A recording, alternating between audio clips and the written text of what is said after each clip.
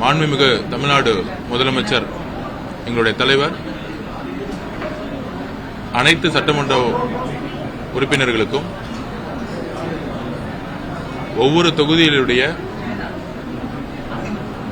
பிரச்சனைகளை உடனடியாக அரசு நிர்வாகத்தில் இருக்கக்கூடிய நிர்வாகிகளை சந்தித்து ரிவ்யூ மீட்டிங் இமிடியேட்டா ஸ்டார்ட் பண்ண சொல்லியிருக்கிறாரு. ஒரு தொகுதிக்கு போய் வெற்றி பெற்ற எம்எல்ஏவாக மக்கள்கிட்ட போய் பொதுவாக நன்றி சொல்ல போவாங்க. ஆனால் தமிழக வெற்றி கழகம் நன்றி சொல்வதற்கு முன்பு மக்களுடைய அடிப்படை பிரச்சனைகளை சரி செய்வதற்கு உடனடியாக அனைத்து துறைகளிலும் இருக்கக்கூடிய நிர்வாகிகளுடன் ஒரு கலந்துரையை இன்றையிலிருந்து ஸ்டார்ட் பண்ணியிருக்கோம். அப்படி வெள்ளிவாக்கத்தில் இன்றைக்கு அனைத்து துறை சார்ந்த நிர்வாகிகள், அரசு ஊழியர்கள், உயர் பொறுப்பில் இருக்கக்கூடிய நிர்வாகிகளுடன், குறிப்பாக சென்னை சிட்டி உடைய commissioner, police additional commissioners, water management, Tangedco, TASMAC, அப்படி எல்லா துறையிலையும் இருக்கக்கூடிய நிர்வாகிகளுடன், அரசு ஊழியர்களுடன் ஒரு ரிவ்யூ மீட்டிங் சிறப்பாக நடந்து முடிஞ்சிச்சு. அதில் 3 பிரிவா எங்களுடைய வேலையை பிரிச்சிருக்கோம். வில்லிவாக்கம் தொகுதியில் பிரச்சாரம் மேற்கொண்ட பொழுது காலையில் 5 மணி நேரம், ஈவினிங் 5 மணி நேரம்னு பிரச்சாரம் செஞ்சிருக்கோம். நடந்து போயிருக்கேன். ஒவ்வொரு தெருவில் இருக்கக்கூடிய பிரச்சனைகள், குறிப்பாக போர்க்கால அடிப்படையில் தொகுதி மக்கள், குறிப்பாக பெண்கள் சொன்னது, வில்லிவாக்கம் தொகுதியில் ட்ரக்ஸ் கல்ச்சர் அதிகமாயிருக்குன்னு. அதுக்கப்புறம் டாஸ்மார்க் 11 கடை இருக்கு. நேற்று மாண்புமிகு முதலமைச்சருடைய ஆணைப்படி ஒரு டாஸ்மார்க் கடை மூடப்பட்டிருச்சு. இன்னும் ஒரு 4 கடை பொதுமக்களுடைய, குறிப்பாக பள்ளிகள் மற்றும் கோயில் பக்கத்தில், விடுதிகள் பக்கத்தில் இருக்கு. இன்னும் அதை ரிவ்யூ மீட்டிங்ல பதிவு பண்ணோம். பெரும்பாலும் 11 கடையில் ஒரு 6 கடையை போர்க்கால அடிப்படையில் மூட வேண்டும்னு ரிக்வெஸ்ட் கொடுத்திருக்கோம். ஏன்னா பெண்கள் எந்த தெருவிலையும் நடமாட முடியல. அதுக்கப்புறம் ட்ரக்ஸ் கல்ச்சரை இம்மீடியட்டா விற்கிறவங்களை குண்ட சட்டத்தில் அடைக்க சொல்லியிருக்கிறோம். அதுக்கப்புறம் டாஸ்மார்க் கடைகள் மட்டும் இல்லாமல் பிளாக்ல நிறைய பார்ஸ் ஓடிட்டு இருக்காங்க. அதையும் இம்மீடியட்டா இன்னைக்கு நைட்டுக்குள்ள அரெஸ்ட் பண்ண சொல்லியிருக்கிறோம். கடைகள் 12 மணிக்கு ஸ்டார்ட் ஆகி அரசு சொன்ன டைம்ல டாஸ்மார்க்கள் மூட சொல்லியிருக்கோம். பெண்கள் பாதுகாப்புக்கு உத்தரவாதம் கொடுக்க சொல்லியிருக்கோம். ஒவ்வொரு போலீஸ் ஸ்டேஷன்லையும் எந்த பெண்கள் வந்தாலும் ஸ்டேஷன்ல இருக்கக்கூடிய சிசிடிவி கேமரா ஆன் ஆயிருக்குன்னு சொல்லியிருக்கோம். அது மட்டும் இல்லாமல் யார் போலீஸ் கம்ப்ளைண்ட் கொடுத்தாலும் அதை வீடியோ ரெக்கார்ட் பண்ண சொல்லியிருக்கோம். அதுக்கு சட்டமன்ற உறுப்பினராக ஒரு ஐடி விங்ல இருந்து ஒரு ஐடி விங்க சப்போர்ட் பண்றதுக்கும் ரெடியா இருக்குன்னு சொல்லியிருக்கோம் ஒவ்வொரு போலீஸ் ஸ்டேஷன்லையும். கம்ப்ளைண்ட் கொடுக்கும் பொழுது கம்ப்ளைண்ட் கொடுக்கக்கூடிய பொதுமக்களும் கம்ப்ளைண்ட் வாங்கக்கூடிய அதிகாரிகளும் ஒரு வெளிப்படைத்தன்மையுடன் அந்த வீடியோவை பதிவு பண்ணி ரெக்கார்ட் பண்ணிட்டா நாளைக்கு இருதரப்பு பக்கத்திலும் எந்த பிரச்சனை இருக்காது. ஸ்டேஷன், போலீஸ் ஸ்டேஷன் எல்லாமே சிசிடிவி கேமரா இப்பையிலிருந்தே 24 மணி நேரம் இயங்கணும் சொல்லியிருக்கோம். எல்லா ஸ்ட்ரீட்லையும் சிசிடிவி கேமரா பதிவு செய்யணும்னு பதிவு பண்ணியிருக்கோம் கார்பரேஷன்ல. கம்ப்ளைண்ட் கொடுக்கக்கூடிய பிரச்சனை என்ன, போலீஸ்ல கம்ப்ளைண்ட் கொடுக்கக்கூடிய அந்த பதிவே அந்த கம்ப்ளைண்ட்டையே ரெக்கார்ட் பண்ண சொல்றதுக்கும் நாங்கள் சொல்லியிருக்கிறோம். அதுக்கப்புறம் இங்கே எலக்ட்ரிசிட்டி பெரிய பிரச்சனையா இருக்கு. 3 மணி நேரம் 4 மணி நேரம் கரண்ட் வந்து அறிவிக்கப்படாம வந்து ஆஃப் பண்றாங்க. இனிமேட்டு பொதுமக்களுக்கு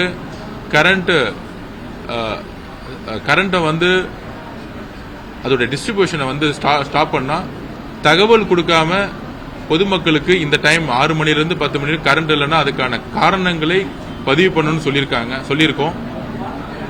அது மாதிரி வாட்டர் மேனேஜ்மெண்ட் கிட்டத்தட்ட பெரும்பாலும் 50-60% இடத்துல இன்னும் குழாய்களே கிடையாது. அதுக்கான ஃபர்ஸ்ட் ரிப்போர்ட்டை வந்து கொடுக்க சொல்லியிருக்கோம். எந்தெந்த ஜோன்ல வாட்டர் இருக்குன்னு ஆல்ரெடி நாங்கள் வந்து ரிசர்ச் பண்ணி அதுக்கான ஒர்க்கை நாங்கள் கொடுத்துருக்கோம். ஒவ்வொரு வார்டிலையும் ஒவ்வொரு பூத்திலும் என்ன பிரச்சனைன்னு தேர்தல் காலத்தில் நாங்கள் பிரச்சாரம் பண்ணும்போது மக்கள் சொன்னதை உள்வாங்கி அந்த ரிப்போர்ட்டை வந்து இங்க இருக்கக்கூடிய உயர் அதிகாரிகள் கிட்ட நாங்கள் கொடுத்துருக்கோம். அதுக்கப்புறம் டிரைனேஜ் சிஸ்டம் மழை வரத்துக்கு முன்னாடியே பொதுவாக வந்து செப்டம்பர் அக்டோபர்ல தான் டிரைனேஜ் சிஸ்டத்தை வந்து வேலை ஆரம்பிப்பாங்க. ஸோ நம்மளுடைய பதிவு ஜூன் மாசத்துல இருந்து செப்டம்பருக்குள்ளேயே டிரைனேஜ் சிஸ்டத்துக்குடைய இஷ்யூஸை முடிக்கணும். ஏன்னா செப்டம்பருக்கு அப்புறம் நவம்பர்ல இருந்து மழை வந்து அதிகமாக வந்து பெய்யும் பொழுது அப்ப டிரைனேஜ் ஒர்க்கை வந்து நம்ம சரி செய்ய முடியாது. மழை இல்லாத காலங்களில் டிரைனேஜ் ஒர்க்கை வந்து சரி செய்யணும்னு சொல்லியிருக்கோம். அதுக்கப்புறம் வில்லிவாக்கத்தில் ஹையர் செகண்டரி ஸ்கூல்ஸ் கிடையாது, காலேஜஸ் கிடையாது. ரெவென்யூ டிபார்ட்மெண்ட்ல சொல்லி எங்கெல்லாம் வந்து கவர்மெண்ட் லேண்ட் இருக்கோ அதெல்லாம் மார்க் பண்ணி 10 நாள்ல கொடுக்க சொல்லியிருக்கோம். இமிடியட்டா ஹையர் செகண்டரி ஸ்கூல்ஸ், அப்புறம் வந்து ஒரு ஆர்ட்ஸ் காலேஜ், ஒரு இன்ஜினியரிங் காலேஜ், ஒரு மெடிக்கல் காலேஜ் திறக்கணுங்கிறது எங்களுடைய குறிக்கோள். அதுக்கு லேண்டை வந்து இமிடியட்டா வந்து மார்க் பண்ணி கொடுக்க சொல்லியிருக்கோம். கன்சர்ன் டிபார்ட்மெண்ட் மினிஸ்டர் அப்பாயின்மெண்ட் பண்ண பிறகு இங்க இருக்கக்கூடிய பிரச்சனைகளை அமைச்சர்களிடம் சொல்லியும் துறை உயர் அதிகாரிகளிடம் சொல்லியும் சரி செய்யறதுக்கு எவ்ரி மந்த் ரிவ்யூ மீட்டிங், பிரச்சனைகளை வந்து குறை சொல்றதோட ஒவ்வொரு ஃபைல் எங்க தேங்குதுன்னு சொல்லிட்டு ஒரு டேஷ்போர்ட் சிஸ்டத்தை கிரியேட் பண்ண சொல்லியிருக்கோம். ஒவ்வொரு டிபார்ட்மெண்ட்லயும் என்ன தேவைகள், செக்ரட்டரியேட்ல வந்து பினான்சியல் வந்து அலாட்மெண்ட்ல ப்ராப்ளம் இருந்தாலோ, இல்ல செக்ரட்டரியேட்லயோ, இல்ல பினான்ஸ் டிபார்ட்மெண்ட்லயோ, இல்ல கார்பரேஷன் ஹெட் குவார்டர்ஸ்லயோ ஃபைல் மூவ் ஆகாம இருந்தாலோ அந்த ஒர்க்கெல்லாம் நான் பாத்துக்கிறேன்னு சொல்லியிருக்கிறேன். இங்க இம்ப்ளிமெண்டேஷன் ஒர்க் எந்தெந்த ப்ராஜெக்ட் அலர்ட் ஆகுதோ, எந்தெந்த ஃபண்ட் அலர்ட் ஆகுதோ அதை வந்து சொன்ன டைம்ல செய்யணும்னு சொல்லியிருக்கிறோம். குறிப்பாக சொல்லியிருக்கோம், தமிழக வெற்றி கழகத்தின் சார்பாகவோ இல்ல கட்சியின் சார்பாகவோ இல்லட என்னுடைய பெயரை சொல்லி அரசுடைய ஆபீஸ்ல எந்த விதமான தலையீடு இருக்கக்கூடாது. Zero corruption. எந்த கான்ட்ராக்டருக்கும் தமிழக வெற்றி கழகத்தில் இருக்கக்கூடிய அரசியல்வாதிகளோ யாருமே வந்து கமிஷனோ கான்ட்ராக்டோ எதுவுமே கிடையாதுங்கிறத பதிவு சொல்லியிருக்கோம். மாண்புமிகு முதலமைச்சர் அவர்கள் இதை ரொம்ப தெளிவுபடுத்தியிருக்காரு. எங்க கிட்ட சட்டமன்ற உறுப்பினராகட்டும் அமைச்சர்களாகட்டும் எந்த விதமான டெண்டர்லயோ எந்த விதமான டெண்டர்ல பார்ட்டிசிபேட் பண்ணக்கூடாது, யாரும் ரெக்கமெண்ட் பண்ணக்கூடாது அப்படிங்கறத ஆல்ரெடி வந்து பதிவு பண்ணியிருக்கிறாரு. அதனால நிர்வாகம் வந்து சிறக்க நாங்க சொல்லியிருக்கோம். யாரு வந்து ஒரு வேலையை வந்து டெண்டர் எடுத்திருக்காங்களோ, எந்த டைம்ல குறிப்பிட்ட டைம்ல வந்து அந்த வேலையை செய்யணும்னு நினைச்சிருக்காங்களோ அந்த டைம்ல செஞ்சு முடிக்கணுங்கிறத நாங்க சொல்லியிருக்கிறோம். முன்னாடிலாம் 40-50% கமிஷன்ஸ் இருக்கும். இப்ப ஜீரோ கமிஷன்ஸ்ங்கிறத ஓப்பனாவே பப்ளிக் முன்னாடி எங்களுடைய முதலமைச்சர் சொல்லியிருக்காரு. அதுபடிதான் நாங்க எல்லாரும் நடக்க போறோம். சோ இன்னையிலிருந்து நேற்று நம்பிக்கையில்லா தீர்மானம் முடிஞ்ச உடனே தொகுதியில அரசு உயர் அதிகாரிகளுடன் எல்லா டிபார்ட்மெண்ட்டும் கூப்பிட்டு மீட்டிங் போட சொல்லியிருக்காரு. வில்லிவாக்கத்தில் மீட்டிங்கை ஸ்டார்ட் பண்ணியிருக்கோம். அரசு அதிகாரிகள் 10 நாள் டைம் கேட்டிருக்காங்க. ஒவ்வொரு டிபார்ட்மெண்ட்ல நாங்க வந்து இது வந்து ஏதோ ஒரு ஒன் வே கம்யூனிகேஷன் கிடையாது.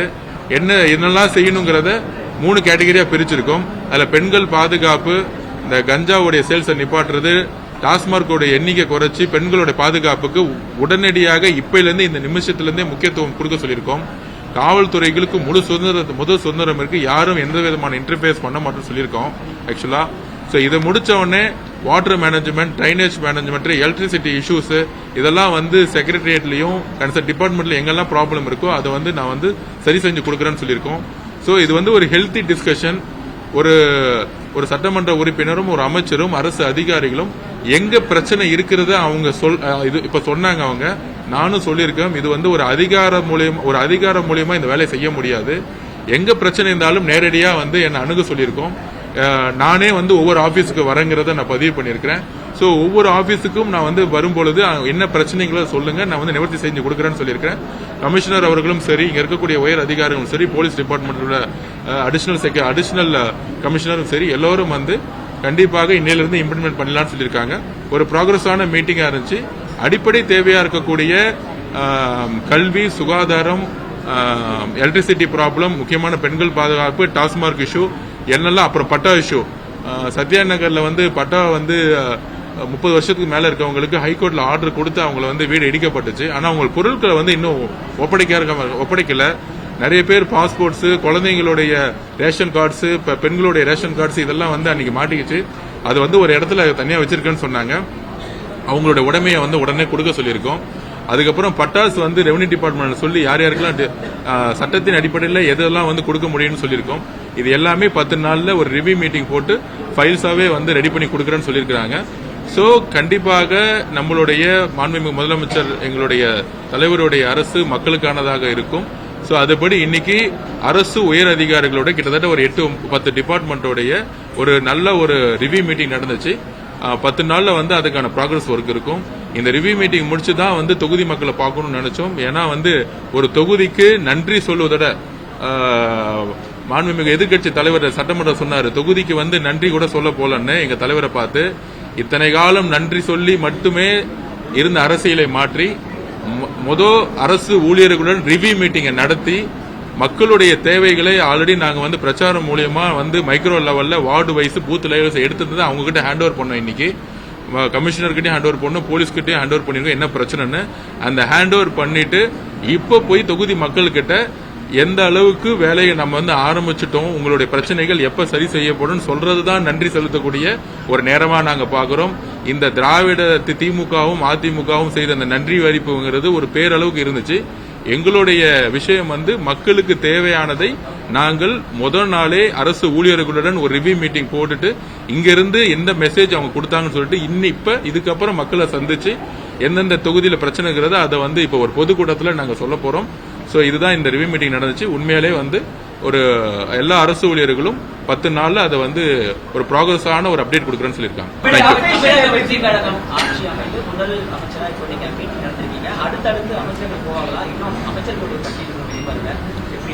மாண்புமிகு முதலமைச்சர் வந்து கூடிய விரைவில் வந்து அறிவிப்பாரு. அது அந்த டிஸ்கஷன்ல தான் அவர் இருக்கிறாரு.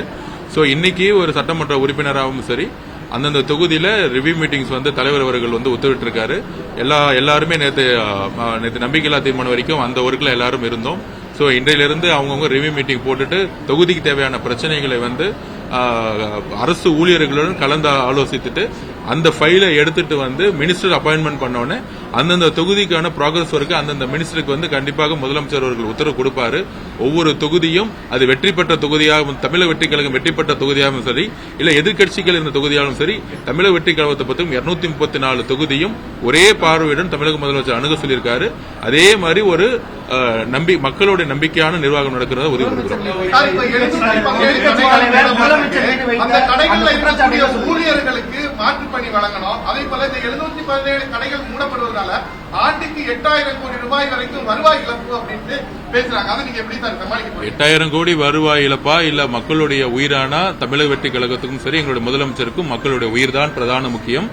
அதை நாங்கள் உறுதிப்பட சொல்றோம். அது மாதிரி கண்டிப்பாக மாண்புமிகு முதலமைச்சர் அவர்கள் அரசு ஊழியர்களா இருக்கக்கூடியவர்களுக்கு எப்பொழுதும் கைவிட மாட்டாரு. அவங்களுக்கான மாற்றுத்துறையில இன்னும் கிட்டத்தட்ட 1 லட்சம் போஸ்ட் வந்து வேக்கண்டாவே இருக்கு. லாஸ்ட் 5 வருஷமா வந்து வேக்கண்ட் போஸ்ட் தான் நிறைய இருக்கு. கண்டிப்பாக அவர்களுக்கு மாற்று வேலை வாய்ப்பை உறுதி செய்வார். அரசியல் கேள்விகள் இங்க வேணாம். இங்க வந்து உயர் அதிகாரிகள் இருக்கக்கூடிய மீட்டிங் இது. அரசியல் கொஸ்டின் வந்து நான் 6 மணிக்கு பதில் சொல்றேன். இது வந்து அரசு ஊழியர்கள் எங்களோட உட்கார்ந்துருக்காங்க. அரசு ஊழியர்கள் இடத்துல அரசியல் கொஸ்டின்னா நிர்வாக ரீதியான கேள்விகள் கேளுங்க. அதுதான் வந்து அதுதான் வந்து புரோட்டோகால். அது அரசு அதிகாரிகளுடைய செயல்பாடு இதற்கப்புறம் எப்படி இருக்கும்? நீங்க சொன்ன மாதிரி ஜீரோ கமிஷன் போன்ற பல்வேறு விஷயங்களை டச் பண்ணிருக்கீங்க. நீங்க உங்க அரசு கவர்மெண்ட் தரப்புல இருந்து மினிஸ்டர்ஸ் எம்எல்ஏஸ் அரசு அதிகாரிகளுடைய செயல்பாடு எவ்வாறு கண்காணிக்கிறோம்? அவங்களுடைய கண்டிப்பா முன்னாடி இருந்த முதலமைச்சர் மேல குற்றச்சாட்டுகள் வந்து ஊழல் குற்றச்சாட்டுகள், குடும்பத்துக்கான ஊழல் குற்றச்சாட்டுகள் இருக்கு. எங்கள் தலைவர் வந்து எப்பவுமே தெளிவா சொல்லிட்டாரு, இங்க வந்து பவர் சென்டர்ஸ் கிடையாது, ஒரே சென்டர் தான், அது முதலமைச்சர் தான். ஊழல்ங்கிறது ₹1 நான் டச் பண்ண முடியும். அவரோட வழியில நாங்கள் அமைச்சர்களா இருந்தாலும் சரி, சட்டமன்ற உறுப்பினராக இருந்தாலும் சரி, எல்லோரும் அவர் வழியில தான் நாங்க இருக்கிறோம். அதை வந்து நீங்க பாப்பீங்க.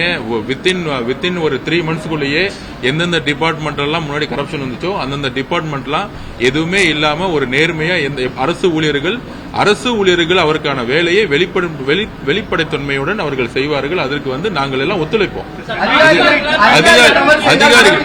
அதிகாரிகள் மேல மட்டுமே எப்பவுமே தவறு சொல்லக்கூடாது. எப்பயுமே ஒரு சிஎம் எந்த அளவுக்கு வந்து ஸ்ட்ராங்கா நேர்மையா இருக்காரோ அதுபடிதான் அமைச்சர்கள் எப்படி இருக்காங்களோ அப்படிதான் அதிகாரிகள் இருப்பாங்க. இதுக்கு முன்பு எந்த கட்சியும் அப்படி இல்ல. முதலமைச்சர் எந்த அளவுக்கு நேர்மையோடு செயல்பட போறார் நீங்க வந்து கண்பட நீங்க பாப்பீங்க. பொதுவா அவர் வந்து அதிகமா பேசோட செயல தான் பண்ணுவாரு. அவருடைய வழித்தொட்டு நாங்களும் அப்படி இருப்போம். அதே மாதிரி அரசு ஊழியர்களும் கண்டிப்பாக ஒரு வெளிப்படை தன்மையுடன் ஆட்சிக்கு அவர்கள் வரவேற்கிறார்கள். குறிப்பாக சொல்ல போனா தமிழக வெற்றி கழகம் போஸ்டல் ஓட்டுல அதிகமான காவல்துறை வந்து அதிகமா ஓட்டு போட்டிருக்காங்க, அரசு ஊழியர்கள் அதிகமான ஓட்டு போட்டிருக்காங்க. ஏன்னா அவங்க வந்து போன அரசு வந்து வேலை செய்ய விடவே இல்லை, ஒரு பிரஷர் இருந்துச்சு. அவங்களுக்கான ஃப்ரீடமும் அவங்களுக்கான முழுமையான ஒத்துழைப்பும் தேர்ந்தெடுக்கப்பட்ட மக்கள் நாங்க கண்டிப்பா அவங்களோட சேர்ந்து ஒத்துழைப்பு இருக்கும். ஏன்னா மக்களுக்கு எந்த விதமான ப்ராஜெக்டும் எந்த விதமான ஸ்கீம்ஸும் டெலிவரி ஆகணும். அதுக்கு இப்ப நாங்களும் அரசு ஊழியர்கள் தான். அரசு ஊழியர்கள் ஒரு அமைச்சரோ இல்ல ஒரு சட்டமன்ற உறுப்பினர் நாங்களும் அரசு ஊழியர் தான். அதனாலதான் கவர்மெண்ட் வந்து சம்பளம் கொடுக்குது, வந்து சட்டமன்றம் வந்து கவர்மெண்ட் சம்பளம் கொடுக்குது. சோ அரசு ஊழியர்கள் வந்து படிச்சுட்டு வரவங்க மட்டும் அரசு ஊழியர்கள், சட்டமன்ற உறுப்பினரும் அரசு ஊழியர் தான், அமைச்சரும் அரசு ஊழியர்கள் தான். இதுல வந்து புரோட்டோகால்ஸ் வேணா மாறுபடலாம். அது வந்து நாங்க அதிகார சக்தியா நாங்க பார்க்கல. எல்லோரும் சேர்ந்தாதான் கடைநிலையில் இருக்கக்கூடிய ஒடுக்கப்பட்ட மக்களுக்கு ஸ்கீம்ஸ் போய் சேர்ந்து போக முடியும். முன்னாடி வந்து ராஜீவ்காந்தி ஐயா சொன்னார், வந்து ₹1 ஒதுக்குனா வந்து மக்களுக்கு வந்து ₹30 ₹20 போறதே கஷ்டம்னு. எங்களுடைய தலைவருடைய குறிக்கோள் ₹100 அலர்ட் பண்ண அந்த ₹100 சாமானிய மக்களுக்கு கொண்டு செல்லணுங்கிறது தான் எங்களுடைய குறிக்கோள். அது வெளிப்படை அரசு இருக்கும். பல்வேறு நடவடிக்கை எடுத்திருக்கும். ஆனாலும் இந்த காலையில 6 மணிக்கே வந்து மறைமுகமாக விற்பனை செய்வது, 10 மணிக்கு மேலேயும் விற்பனை செய்வது தொடர்ந்து இல்ல. அது இப்பதான் ரிவ்யூ மீட்டிங்ல சொன்னோம். நானு எந்த டைம் ஸ்டார்ட் பண்ணாங்களோ அந்த டைம் வந்து ஸ்டார்ட் 12 மணினா 12 மணிக்கு பண்ணணும், நைட் 10 மணினா க்ளோஸ் பண்ணணும். அது மாதிரி மது கடைக்கு பக்கத்திலே வந்து நிறைய மளிகை கடைகள்ல வந்து இல்லீகல் சேல்ஸ் வந்து நடந்துட்டு இருக்கு. நிறைய பார்ஸ் வந்து இல்லீகல் பார்ஸ் ஓபன் ஆயிருக்கு. அதையெல்லாம் இன்றைக்கு நைட்டு 12 மணிக்குள்ளேயே வந்து வெள்ளிவாக்கத்துல க்ளோஸ் பண்ணிருக்கோம். காவல்துறை இமிடியட்டா வந்து போனவனே ரிவ்யூ மீட்டிங் வந்து அடிஷனல் கமிஷனர் போறேன்னு சொல்லியிருக்காரு. இன்னைக்கே ஐநா வர மாதிரி இருக்கக்கூடிய ஏரியால அதை நாங்க மார்க் பண்ணி ஆல்ரெடி கொடுத்துட்டோம் எந்தெந்த கடை இருக்குன்னு. இமிடியட்டா இன்னைக்கு நைட்டே கிளீன் அப் பண்ணிடுவாங்க. நேரம் குறைக்கிறதுக்கான வாய்ப்பு இருக்குதா? மாண்புமிகு முதலமைச்சர் கொள்கை விளக்கத்தை வந்து கூடி சீக்கிரத்துல வந்து கொடுப்பாரு.